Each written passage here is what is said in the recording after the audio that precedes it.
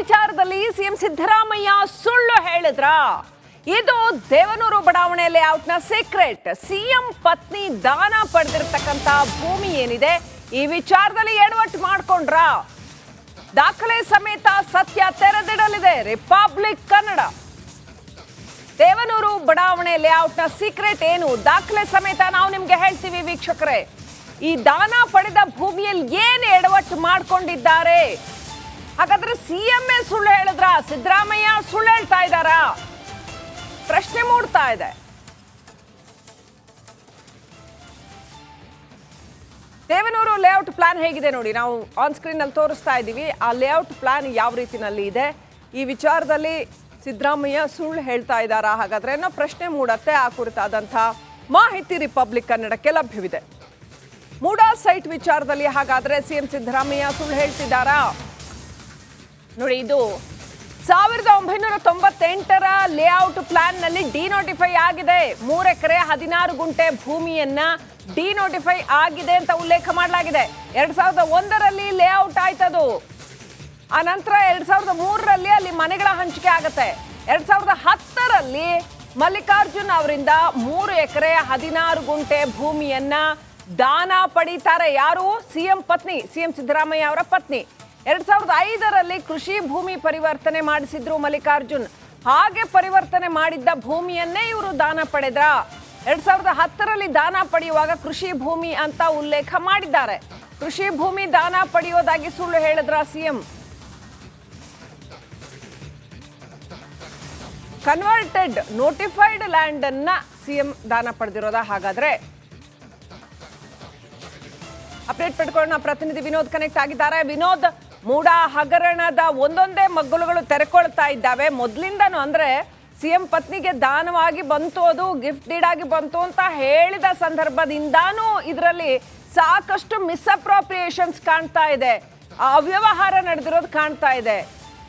ಏನೆಲ್ಲ ಇದೆ ಇದರಲ್ಲಿ, ಯಾವುದೆಲ್ಲ ಅಬ್ಜೆಕ್ಷನ್ ರೈಸ್ ಮಾಡೋಂಥ ಪಾಯಿಂಟ್ಸ್ ಇದೆ ವಿನೋದ್?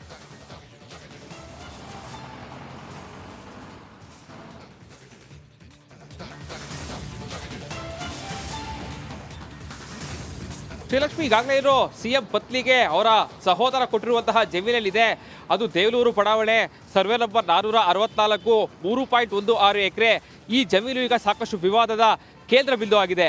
1997ರಲ್ಲೇ ದೇವನೂರು ಬಡಾವಣೆ ಏನು ಲೇಔಟ್ ಮಾಡೋದಕ್ಕೆ ಈಗಾಗಲೇ ಅಪ್ರೂವ್ ಕೂಡ ಸಿಕ್ಕಿದೆ. ಅದಕ್ಕೆ LLT ಕಂಪನಿಗೆ ಕೊಟ್ಟು 2001ರಿಂದ 2003ರವರೆಗೆ ಕೂಡ ಈ ಒಂದು ಲೇಔಟನ್ನು ಇಂಪ್ರೂವ್ ಮಾಡಿಕೊಡ್ಬೇಕು ಅಂತೇಳಿ ಕೂಡ ಕೊಟ್ಟಿರುತ್ತೆ. ಆ ಸಂದರ್ಭದಲ್ಲೂ ಕೂಡ ಸಾಕಷ್ಟು ಫಲಾನುಭವಿಗಳಿಗೆ ಅದೇ ಜಾಗದಲ್ಲಿ ಈಗಾಗಲೇ ಸೈಟ್ಗಳು ಕೂಡ ಹಂಚಿಕೆ ಮಾಡಲಾಗಿದೆ. 1997ರಲ್ಲಿ ಏನು ಲೇಔಟ್ ಅಪ್ರೂವ್ ಆಯಿತು, ಆ ಒಂದು ಪ್ಲಾನ್ ಕೂಡ ಈಗಾಗಲೇ ರಿಪಬ್ಲಿಕ್ ಕನ್ನಡಕ್ಕೆ ಲಭ್ಯ ಆಗಿದೆ. ಆ ಸರ್ವೆ ನಂಬರ್ ಅಂದರೆ 464 ಸರ್ವೆ ನಂಬರ್ ಜೊತೆಗೆ ವಿವಿಧ ಸರ್ವೆ ನಂಬರ್ಗಳನ್ನು ಈಗಾಗಲೇ ಡಿನೋಟಿಫಿಕೇಶನ್ ಕೂಡ ಮಾಡಲಾಗಿದೆ. ಇದಾದ ಸಂದರ್ಭದಲ್ಲೂ ಕೂಡ ಮೂಡಾ ಅಲ್ಲಿ ಅಭಿವೃದ್ಧಿಪಡಿಸಿ ವಿವಿಧ ಫಲಾನುಭವಿಗಳಿಗೆ ಸೈಟನ್ನು ಹಂಚಿಕೆ ಮಾಡಿದ್ದಾರೆ. ಸಾಕಷ್ಟು ಅನುಮಾನ ಕಾಡ್ತಾ ಇರುವಂಥದ್ದು ಏನು 2005ರಲ್ಲಿ ಸಿಎಂ ಅವರ ಬಾಬೈದ ಆ ಒಂದು ಜಮೀನೆಲ್ಲ ಖರೀದಿ ಮಾಡ್ತಾರೆ. ಆ ಒಂದು ಸಂದರ್ಭದಲ್ಲಿಯೇ ಈ ಒಂದು ಜಮೀನನ್ನು ಕನ್ವರ್ಷನ್ಗೆ ಕೊಟ್ಟಿರ್ತಾರೆ. ಕನ್ವರ್ಷನ್ ಕೊಡೋ ಸಂದರ್ಭದಲ್ಲೂ ಕೂಡ ವಸತಿಗಾಗಿ ಕನ್ವರ್ಷನ್ ಕೇಳಿರ್ತಾರೆ. ತಹಸೀಲ್ದಾರ್ ಇರ್ಬೋದು, ಜಿಲ್ಲಾಧಿಕಾರಿಗಳು ಒಂದು ಟಿಪ್ಪಣಿಯನ್ನು ಕೊಟ್ಟಿದ್ದಾರೆ. ಆ ಒಂದು ಟಿಪ್ಪಣಿಯಲ್ಲಿ ಭಾಳ ಸ್ಪಷ್ಟವಾಗಿ ಉಲ್ಲೇಖ ಮಾಡಿದ್ದಾರೆ, ಇದು ವಸತಿಗೆ ಯೋಗ್ಯವಾದಂತಹ ಭೂಮಿಯಾಗಿದೆ, ಯಾವುದೇ ರೀತಿಯಾದಂತಹ ತಗ್ಗು ಪ್ರದೇಶಗಳಿಲ್ಲ, ಮರಗಳಿಲ್ಲ, ಲೈಟು ಕಂಬಗಳಿಲ್ಲ ಅಂತೇಳಿ ಭಾಳ ಸ್ಪಷ್ಟವಾಗಿ ಒಂದು ಲೆಟ್ರ್ ಕೂಡ ಕೊಟ್ಟಿರ್ತಾರೆ. ಇದಾದ ನಂತರದಲ್ಲಿ 2010ರಲ್ಲಿ ಅವರ ಅಂದರೆ ಸಿಎಂ ಅವರ ಬಾಬೈದ ಸಿಎಂ ಪತ್ನಿಗೆ ದಾನದ ರೂಪದಲ್ಲಿ ಬರೆದು ಕೊಡ್ತಾರೆ. ಆ ಒಂದು ಸಂದರ್ಭದಲ್ಲೂ ಕೂಡ ಕೃಷಿ ಭೂಮಿಯನ್ನು ಬರೆದು ಕೊಡ್ತಾ ಇದ್ದೀನಿ ಅಂತೇಳಿ ಉಲ್ಲೇಖವನ್ನು ಮಾಡಿರುವಂಥದ್ದು ಈಗ ಸಾಕಷ್ಟು ಯಕ್ಷ ಪ್ರಶ್ನೆ. ಆದರೆ ಕನ್ವರ್ಷನ್ ಮಾಡಿರುವಂತಹ ಜಮೀನನ್ನು ಅವರು ಕೃಷಿ ಭೂಮಿ ಅಂತ ಹೇಗೆ ಬರೆದು ಕೊಟ್ಟರು? ಜೊತೆಗೆ ಅಧಿಕಾರಿಗಳು ಸ್ಥಳಕ್ಕೆ ಹೋಗಿ ಮಹಾಜರನ ಮಾಡಿ ಎಲ್ಲವನ್ನು ಕೂಲಂಕುಷವಾಗಿ ಮಾಡಿದ್ರು ಕೂಡ, ಅಂದರೆ 2001ರಿಂದಲೂ ಕೂಡ ಮನೆಗಳಾಗಿದೆ, ಮನೆಗಳೆಲ್ಲ ಹಂಚಿಕೆ ಮಾಡಿದ್ರು ಕೂಡ ಇಲ್ಲಿ ಕೃಷಿ ಭೂಮಿ ಅಂತೇಳಿ ಯಾವ ಅಧಿಕಾರಿಗಳು ಬರೆದು ಕೊಟ್ಟರು ಅಂದರೆ ಭಾಳ ಸ್ಪಷ್ಟವಾಗಿ ಕಾಣ್ತಾ ಇರುವಂಥದ್ದು. ಅಲ್ಲಿನ ಜಿಲ್ಲಾಧಿಕಾರಿ ಇರ್ಬೋದು, ತಹಸೀಲ್ದಾರ್ಗಳಿರ್ಬೋದು, ಜೊತೆಗೆ ರಿಜಿಸ್ಟರ್ ಮಾಡುವಂತಹ ಸಂದರ್ಭದಲ್ಲಿ ಇದ್ದಂತಹ ಅಧಿಕಾರಿಗಳು ಭಾಳ ಸ್ಪಷ್ಟವಾಗಿ ಕಾಣ್ತಾ ಇದೆ, ಎಲ್ಲೋ ಸಾಕಷ್ಟು ಎಡವಟ್ಟುಗಳನ್ನು ಮಾಡಿದ್ದಾರೆ, ಸಾಕಷ್ಟು ದಾಖಲಾತಿಗಳನ್ನು ತಿರುಚಿರುವಂಥದ್ದು ಮೇಲ್ನೋಟಕ್ಕೆ ಕಂಡು ಬರ್ತಾ ಇದೆ. ಜೊತೆಗೆ ಸಿಎಂ ಸಿದ್ದರಾಮಯ್ಯವರು ಆ ಸಂದರ್ಭದಲ್ಲೂ ಕೂಡ ವಿರೋಧ ಪಕ್ಷದ ನಾಯಕರಾಗಿದ್ರು, ಉಪಮುಖ್ಯಮಂತ್ರಿ ಆಗಿದ್ರು, ಜೊತೆಗೆ ಸಾಕಷ್ಟು ಪ್ರಭಾವವನ್ನು ಬೆಳೆಸಿ ಈ ರೀತಿಯಾಗಿ ಮಾಡಿದ್ದಾರೆ ಅಂತ ಹೇಳಿ ಸಾಕಷ್ಟು ಸಾರ್ವಜನಿಕ ವಲಯದಲ್ಲಿ ಈಗ ಸಾಕಷ್ಟು ಚರ್ಚೆಗಳಾಗ್ತಾ ಇದೆ. ಈ ಎಲ್ಲಾ ಚರ್ಚೆಗಳಿಗೆ ಸಿಎಂ ಅವರು ಯಾವ ರೀತಿ ಉತ್ತರವನ್ನ ಕೊಡ್ತಾರೆ ಅನ್ನೋದು ಕೂಡ ಈಗ ಸಾಕಷ್ಟು ಕಾದ್ ನೋಡ್ಬೇಕಾಗುತ್ತೆ. ಶ್ರೀಲಕ್ಷ್ಮಿ, ಡೀಟೇಲ್ಸ್ಗಾಗಿ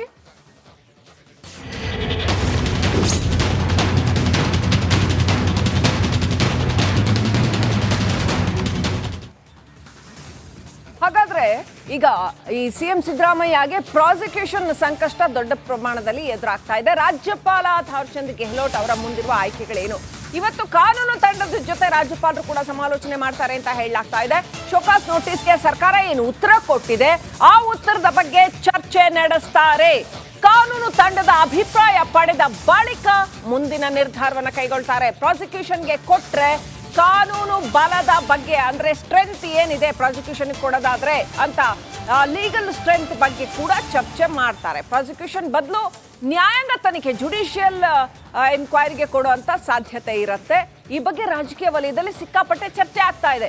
ಅಂದ್ರೆ ಪ್ರಾಸಿಕ್ಯೂಷನ್ ಅಂದ್ರೆ ಕಾನೂನು ಕ್ರಮಕ್ಕೆ ಅನುಮತಿ, ಕಾನೂನು ಕ್ರಮಕ್ಕೆ ಅದು ಲೋಕಾಯುಕ್ತದ ಮುಖಾಂತರವೋ ಅಥವಾ ಬೇರೆ ಯಾವುದೇ ತನಿಖಾ ಸಂಸ್ಥೆಯ ಮುಖಾಂತರವೋ ಕೊಡ್ಬೇಕಾಗತ್ತೆ. ಒಂದ್ ವೇಳೆ ಹಾಕೊಟ್ರೆ ಏನಾಗುತ್ತೆ, ಆ ಸಂಸ್ಥೆಗಳು ಕೂಡ ಮುಖ್ಯಮಂತ್ರಿಗಳ ಅಡಿಯಲ್ಲೇ ಬರುವಂತದ್ದು. ಮುಖ್ಯಮಂತ್ರಿಗಳ ಅಧೀನದಲ್ಲಿ ಬರುವಂತಹ ಸಂಸ್ಥೆಗಳು ಮುಖ್ಯಮಂತ್ರಿಗಳ ಮೇಲೆ ಹೇಗೆ ಎನ್ಕ್ವೈರಿ ಮಾಡೋದಕ್ಕೆ ಸಾಧ್ಯ ಆಗತ್ತೆ? ಅದು ಸರಿಯಾಗೋದಿಲ್ಲ. ಹಾಗಾದ್ರೆ ಕೋರ್ಟ್ಗೆ ಅಪ್ಲೈ ಮಾಡ್ಬೇಕಾಗತ್ತಾ? ಕೋರ್ಟ್ಗೆ ಡೈರೆಕ್ಟ್ ಮಾಡ್ಬೇಕಾಗತ್ತಾ? ಕೋರ್ಟ್ಗೆ ಡೈರೆಕ್ಟ್ ಮಾಡಕ್ ಬರಲ್ಲ, ಅವರು ಏನ್ ಮಾಡ್ತಾರೆ ಗೊತ್ತಿಲ್ಲ, ನ್ಯಾಯಾಂಗ ತನಿಖೆಗೆ ಹೇಳ್ಬೋದು.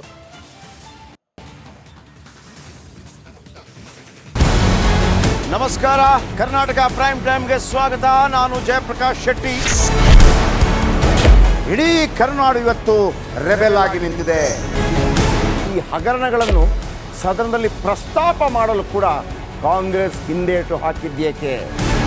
ನಿಮ್ಗೆ ಸಂಬಳ ಅದಕ್ಕೆ, ನಿಮಗೆ ವಾಹನ ಅದಕ್ಕೆ, ನಿಮಗೆ ವೆಪನ್ ಅದಕ್ಕೆ, ನೀವು ಅದನ್ನು ಸೆರೆ ಹಿಡಿಬೇಕಾಗಿದೆ. ನೀವು ವಿದ್ಯುತ್ ಬರ ಇದೆ ಅಂತ ಹೇಳ್ತಾ ಇದ್ದೀರಿ, ಎಲ್ಲಿ ಬರ ಇದೆ ನೀವು ಹೇಳಬೇಕು. ಪಾಕಿಸ್ತಾನ್ ಆಕ್ಯುಪೈಡ್ ಕಾಶ್ಮೀರ್ ಅದು ಎಂದೆಂದಿಗೂ ನಮ್ಮದು. 40 ಮೆಷಿನ್ಗಳು ತಂದಿತ್ತು ನೋಟ್ ಎಣಿಸುವುದಕ್ಕೆ, ಅದೇ ಹಾಳಾಯಿತು. ಮಥುರಾದ ಗಲಾಟೆ ಇದೆಯಲ್ಲ, ಅದು ಸ್ಥಳೀಯವಾಗಿ ಕೂತು ಪರಿಹರಿಸಬಹುದಾದಂಥ ಕಾನೂನಿದೆ. ಗ್ಯಾರಂಟಿ ಯೋಜನೆಯಿಂದ ನಷ್ಟ ಆಗಿದೆ, ಲಾಭ ಆಗಿದೆ, ದಯವಿಟ್ಟು ಹೇಳಿ. Dawood Ibrahim most wanted criminal ಯಾವಾಗಾದ ಅಂದರೆ ಇಲ್ಲಿ ತನಕ ಭಾರತ ದೇಶದಲ್ಲಿ ಓರ್ವ ದಲಿತ ಪ್ರಧಾನಿಯಾದಂಥ ಇತಿಹಾಸವೇ ಇಲ್ಲ. ರಿಪಬ್ಲಿಕ್ ವರ್ಲ್ಡ್ ಆಪ್ ಇದು ಕೇವಲ ಅಪ್ಲಿಕೇಶನ್ ಅಲ್ಲ, ಸಮಗ್ರ ಸುದ್ದಿಗಳ ಸಂಪರ್ಕ ಮಾರ್ಗಕ್ಕೆ ಕ್ರಾಂತಿಕಾರಿ ಬದಲಾವಣೆ. ರಿಪಬ್ಲಿಕ್ ವರ್ಲ್ಡ್ ಆಪ್ ಕೇವಲ ಸುದ್ದಿ ಅಪ್ಲಿಕೇಶನ್ ಅನ್ನ ಪರಿಚಯ ಮಾಡ್ತಾ ಇಲ್ಲ, ಬದಲಾಗಿ ಡಿಜಿಟಲ್ ಸುದ್ದಿ ಬಳಕೆಯ ಹೊಸ ಯುಗಕ್ಕೆ ನಾಂದಿ ಹಾಡ್ತಾ ಇದೆ. ಇದೊಂದು ಬ್ರೇಕಿಂಗ್ ನ್ಯೂಸ್, ಪ್ರಭಾವಶಾಲಿ ಕಾರ್ಯಕ್ರಮಗಳಿಗೆ ಗಟ್ಟಿಯಾದ ವೇದಿಕೆ. ರಿಪಬ್ಲಿಕ್ ವರ್ಲ್ಡ್ ಅಪ್ಲಿಕೇಶನ್ ಈಗ ಲೈವ್ ಆಗಿದೆ. ಗೂಗಲ್ ಪ್ಲೇ ಸ್ಟೋರ್ ಮತ್ತು ಆಪಲ್ ಆಪ್ ಸ್ಟೋರ್ ಎರಡರಲ್ಲೂ ಲಭ್ಯವಿದೆ. ಈಗಲೇ ಡೌನ್ಲೋಡ್ ಮಾಡಿ.